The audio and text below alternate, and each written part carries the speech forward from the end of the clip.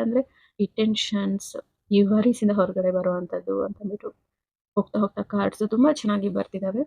Unexpected outcome ಅಂತಂದ್ಬಿಟ್ಟು things did not go the way I planned ಅಂತಂದ್ಬಿಟ್ಟು. So ಅಂದ್ರೆ plants fail ಆಗಿರ್ಬೋದು, expectations ರಿಯಾಲಿಟಿಗೆ ಬರ್ದೇ ಇರ್ಬೋದು. ಬಟ್ ಸಡನ್ ಚೇಂಜ್ ಬಿಹೇವಿಯರ್ ಅಲ್ಲಿ ಸಡನ್ ಚೇಂಜ್ ಓಕೆನಾ, ಶಾಕಿಂಗ್ ಸರ್ಪ್ರೈಸ್ ಫೀಲಿಂಗ್ಸ್ ಇದಾವೆ ಅಂತಂದ್ಬಿಟ್ಟು ಓಕೆನಾ.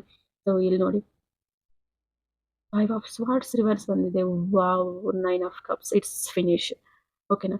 5 ಆಫ್ ಸ್ವಾರ್ಡ್ಸ್ ರಿವರ್ಸ್ ಬಂದಿದೆ ಅಂದ್ರೆ ನಿಮ್ಮ ಪ್ರೀತಿಗೆ ಮೋಸ ಆಗೋದಿಲ್ಲ ಅಂತ ಅಂದ್ಬಿಟ್ಟು. ಆ ವ್ಯಕ್ತಿ ಮೋಸ ಮಾಡಿ ಓಕೆನಾ ಗೆಲ್ಬೋದು, ನಿಮ್ಗೆ ತೊಂದರೆ ಕೊಟ್ಟು ಗೆಲ್ಬೋದು.